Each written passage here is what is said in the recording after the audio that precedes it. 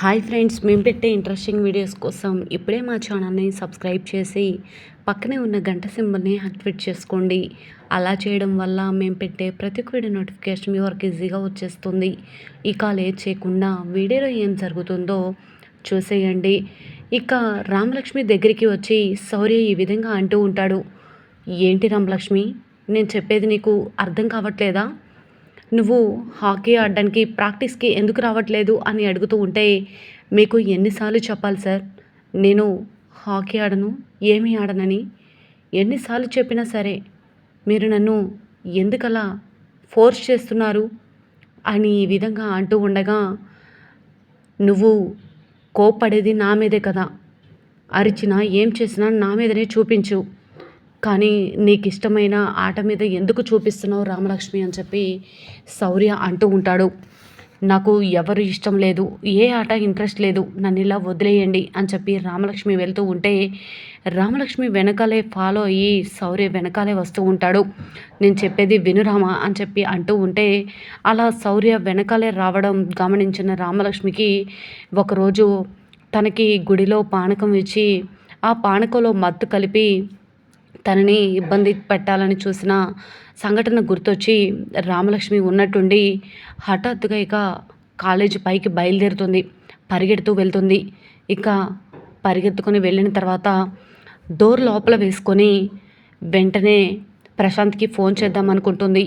అప్పటికే శౌర్య రామలక్ష్మి డోర్ దగ్గరికి వచ్చి, రామలక్ష్మి డోర్ తీ అని చెప్పి అడుగుతూ ఉంటాడు. అయినా కూడా రామలక్ష్మి ప్రశాంత్కి ఫోన్ చేస్తుంది. ప్రశాంత్ ఇక ఏంటి రామలక్ష్మి ఫోన్ చేస్తుంది అని చెప్పి ఫోన్ లిఫ్ట్ చేస్తాడు. లిఫ్ట్ చేసిన తర్వాత ఏంటి రామా చెప్పు అనగానే జరిగిందంతా కూడా చెప్తూ ఉంటుంది. సారీ సార్, కాలేజీలో నన్ను ఇబ్బంది పెట్టాలని చూస్తున్నారు, నా వెనకాలే వస్తున్నారు, నువ్వు ఎక్కడున్నా సరే త్వరగా రా ప్రశాంత్ అని చెప్పి రామలక్ష్మి అనగానే వెంటనే సరే వస్తున్నాను అని చెప్పి రామలక్ష్మికి చెప్పి ఫోన్ కట్ చేస్తాడు ప్రశాంత్. వెంటనే ఇక ప్రశాంత్ ఇలా అనుకుంటూ ఉంటాడు, పాపం పిచ్చి రామలక్ష్మికి నాకు ఇంకొక ఛాన్స్ దొరికింది, ఇప్పుడు ఒంటరిగా దొరికావు రామలక్ష్మి, లేకపోతే ఆ సౌరిగాడు నిన్ను ఇబ్బంది పెడుతున్నాడని ఫోన్ చేస్తావా?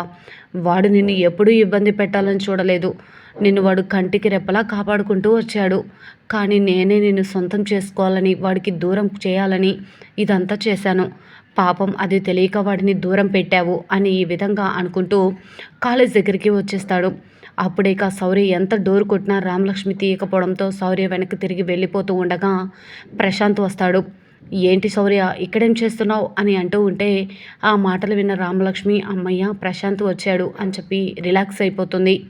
వెంటనే ఇక శౌర్య కావాలని వెళ్ళిపోతూ ఉండగా, ఏంటి మాట్లాడుతుంటేనే వెళ్ళిపోతున్నావు, ఎవరు లేని సమయం చూసి రామలక్ష్మిని ఇబ్బంది పెట్టాలని చూసావా అని అంటూ ఉంటే, రామలక్ష్మిని ఇబ్బంది పెట్టాలని ఎప్పుడు నేను అనుకోలేదు అని చెప్పి శౌర్య అంటూ ఉంటే, అవును రామలక్ష్మి ఇబ్బంది పడడం నీకు ఇష్టం లేదనుకో, కానీ పాపం తను అలానే అనుకుంటుంది. ఆ రోజు మత్తుమంది ఇచ్చింది గుడిలో పానకంలో కలిపింది నేను కదా, కానీ నువ్వే కలిపావనుకుంది, ఎందుకంటే నీ చేతులతో ఆ పానకం గ్లాస్ ఇచ్చావు కాబట్టి.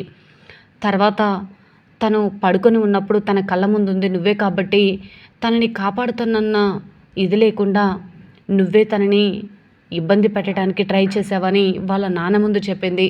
నువ్వు కూడా నన్ను కాపాడాలని, నాకు రామలక్ష్మికి పెళ్లి జరగాలని నువ్వు కూడా తప్పంతా నీ మీద వేసుకున్నావు, పాపం అది తెలియక ఇప్పుడు నువ్వే ఇబ్బంది పెడుతున్నావు అని చెప్పి చివరికి నాకే ఫోన్ చేసింది, చూస్తుంటే ఎలా అనిపిస్తుంది అని చెప్పి ఈ విధంగా అంటుంటే, ఆ మాటలన్నీ విన్న రామలక్ష్మి ఒక్కసారిగా షాక్ అయిపోతుంది.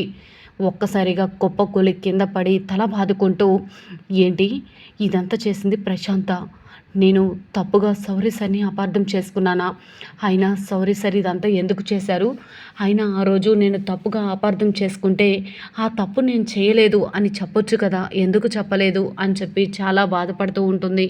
గుండెలు బాదుకుంటూ ఏడుస్తూ, తప్పు చేశాను సార్, నన్ను క్షమించండి, ఎన్ని మాటలు అన్నాను మిమ్మల్ని అని చెప్పి అన్నీ కూడా ఊహించుకుంటూ ఉంటుంది.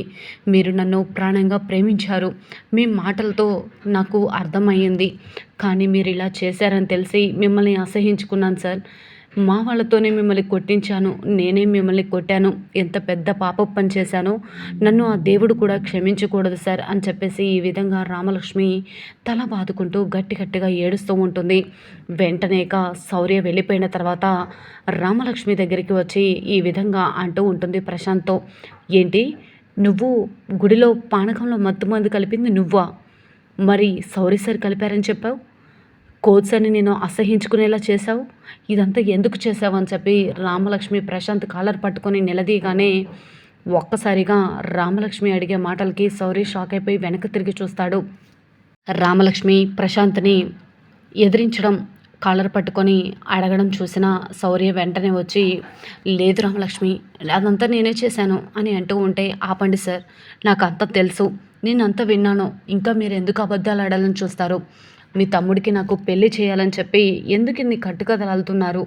మీరు ఎన్ని చెప్పినా సరే ఎప్పటికైనా మీరే నా మనసులో ఉంటారని మీకు చెప్పాను కదా సార్ అని చెప్పి అనగానే ప్రశాంత్ ఒక్కసారిగా షాక్ అయిపోతాడు. ఏంటి, కాబోయే భర్తని ముందు పెట్టుకొని వాడితో ఇలా మాట్లాడుతున్నావు అని అంటూ ఉంటే, నీకంటే దారిన పోయే కుక్కలే నయం, కొంచెం విశ్వాసం అన్న చూపిస్తాయి.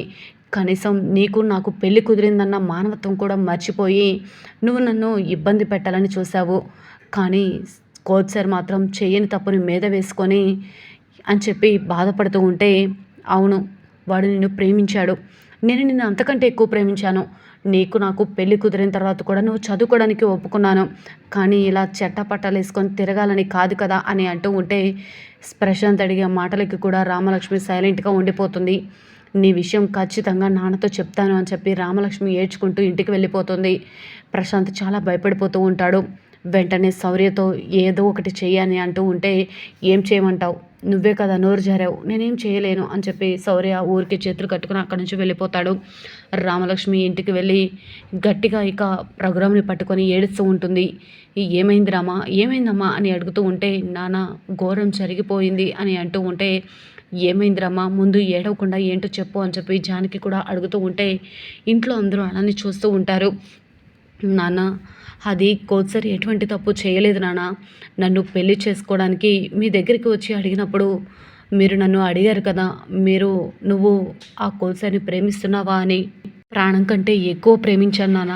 కానీ మీరు చెప్పిన సంబంధమే చేసుకోవాలని అనుకున్నాను. కానీ నాకు అర్థమైంది ఏంటంటే, చేయని తప్పుని తన మీద వేసుకొని తమ్ముడికి నాకు పెళ్లి జరగాలని, తన తమ్ముడికి నాకు పెళ్లి జరగాలని సౌరి సరి ఇదంతా చేశారు. ఆ రోజు గుడిలో నాకు పానకం ఇచ్చింది కోచ్ సరే, కానీ దానిలో మత్తుమందు కలిపింది కోచ్ సార్ కాదు నాన్న, ఆ ప్రశాంత్ అని చెప్పగానే రఘురామ్ ఒక్కసారిగా షాక్ అయిపోతాడు. వెంటనే ఇక రఘురామ్ ఈ విధంగా అంటూ ఉంటాడు, ఏంటి, ఆ ప్రశాంత్ ఇదంతా చేశాడా అనగానే, అవును నాన్న అని చెప్పి జరిగిందంతా కూడా చెప్తూ ఉంటుంది రామలక్ష్మి. మరి ఇక రామలక్ష్మి చెప్పిన మాటలు విని రఘురామ్ పంచాయతీ పెట్టి మరి కొరడా దెబ్బలతో ప్రశాంత్ని బుద్ధి చెప్పబోతున్నాడా? మరి శౌర్య అంతవరకు రాణిస్తాడా? ఎందుకు అంటే, ప్రశాంత్కి అలాగే రామలక్ష్మికి పెళ్లి చేయాలని చూసిన ప్రశాంత్ మరి మధ్యలోనే పెళ్లి ఆగిపోతే ఏం చేయబోతున్నాడు?